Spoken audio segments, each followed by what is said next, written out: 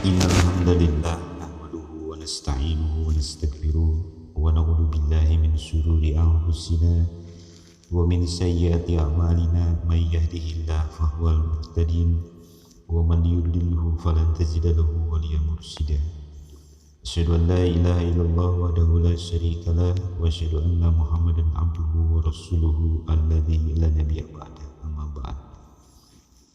Ikhwatu iman yang dirahmati Allah, saum bagi umat Islam adalah merupakan peribadatan yang sifatnya rutin, terjadi terus-menerus setiap setahun sekali, di mana umat Islam wajib untuk melaksanakan karena saum itu merupakan perintah agama sebagaimana dalam Al-Quran surat Al-Baqarah ayat 183. A'udzu billahi minasyaitonir rajim. Ya ayyuhalladzina amanu kutiba alaikumusiyam kama kutiba alal ladzina min qablikum la'allakum tattaqun. Ikhwatu iman yang dirahmati Allah, inti perintah untuk menjalankan ibadah bagi umat Islam adalah pengendalian diri atau self control. Mengapa aspek pengendalian ini penting? Karena pengendalian diri ini merupakan salah satu komponen utama bagi upaya mewujudkan kehidupan jiwa yang sehat. Dalam perspektif ilmu psikologi dan kesehatan mental, kemampuan mengendalikan diri adalah merupakan indikasi utama sehat tidaknya kehidupan rohaniah seseorang. Orang yang sehat secara kejiwaan akan memiliki tingkat kemampuan pengendalian diri yang baik, sehingga terhindar dari berbagai gangguan jiwa yang berat apalagi yang ringan. Manakala pengendalian diri seorang terganggu, maka akan timbul berbagai reaksi-reaksi patologis dalam kehidupan alam pikir atau cognition, alam perasaan atau affection, dan perilaku atau psikomotorik.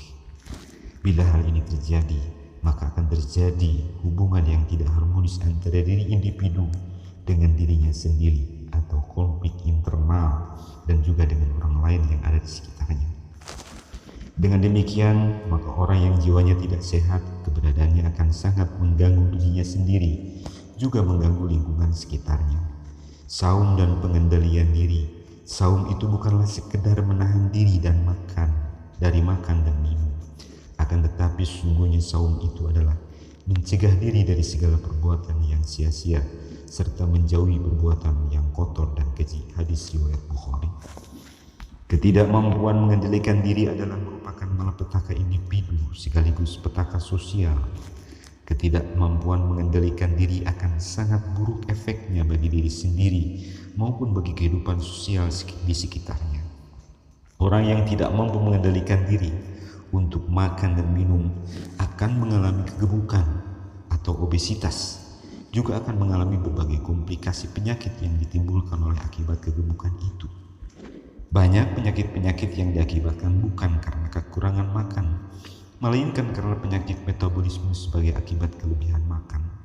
Apalagi kalau makanan itu tidak baik dan tidak halal.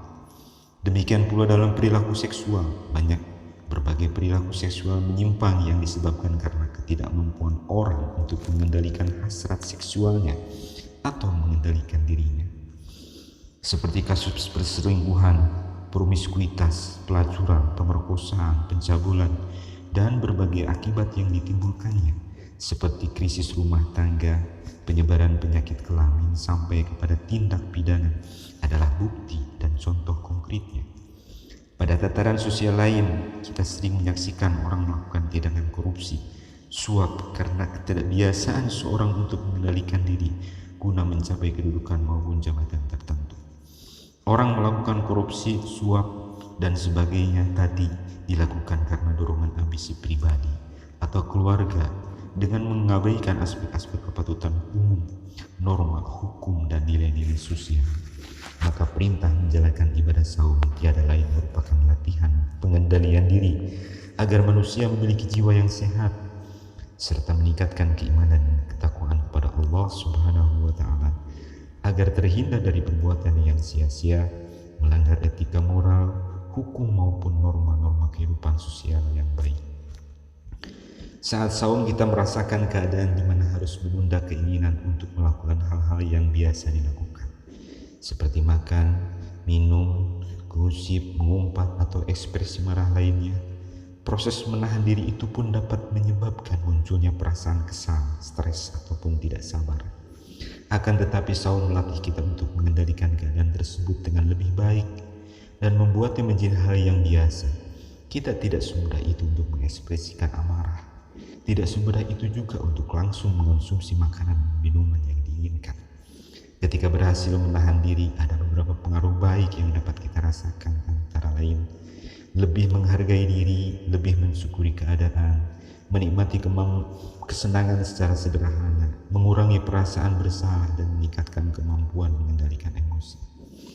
Pengaruh-pengaruh baik ini dapat dirasakan setelah kita menyadari bahwa ternyata kita mampu menghadapi kesulitan atau ketidaknyamanan yang dirasakan saat bersaum. Kita seperti mengekspresi diri sendiri karena telah berhasil untuk bertahan hingga waktu berbuka tiba. Selain itu, perlahan kita belajar beradaptasi dengan situasi saat saum dan menjadi terbiasa dengan segala ketentuan yang berlaku saat saum.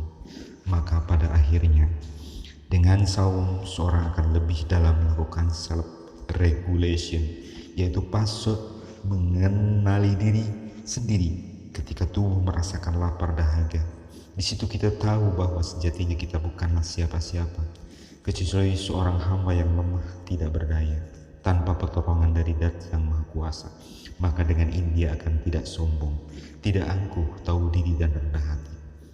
Dengan saum juga kita akan lebih perkasa dalam self-control atau mengendalikan diri sendiri, karena meskipun yang membatalkan saum adalah makan dan diminum dengan sengaja, namun jelas dalilnya mengatakan jika selama menahan lapar dan dahaga kita gagal mengendalikan emosi atau amarah, maka gugurlah pahalanya. Yang didapat hanyalah sekedar haus dan lapar alias sia-sia belaka. Dan dengan saum pula, jelas kita akan lebih berempati kepada manusia, bahkan kepada sesama makhluk hidup lainnya.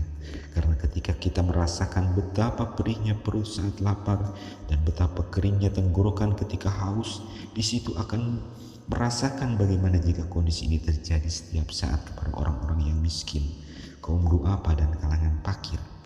Bahkan dengan bersaum, seorang akan lebih mampu meningkatkan sosial skillnya.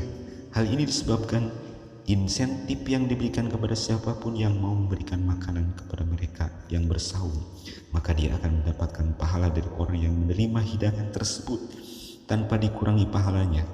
Klausul ini berdasarkan kepada dalil ilmiah yang teruji sahih, artinya mereka akan berlomba memberikan makanan berbuka atau hidangan sahur kepada sebanyak mungkin manusia, dan tindakan ini jelas akan meningkatkan kemampuan seorang untuk bersosialisasi.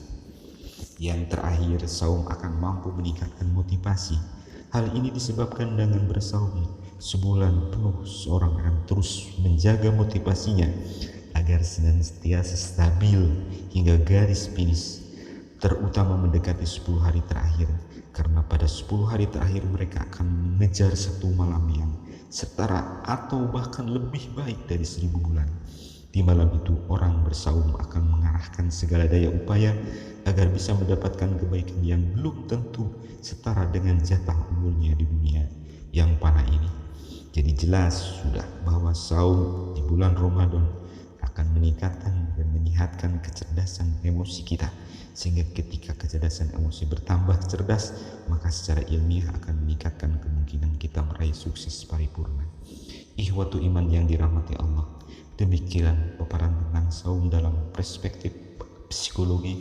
Semoga kita semua mampu dengan saum yang sedang kita jalani menjadi manusia-manusia yang terhebat di hadapan Allah dengan mampu menambah kecerdasan emosi kita. Amin ya rabbal alamin.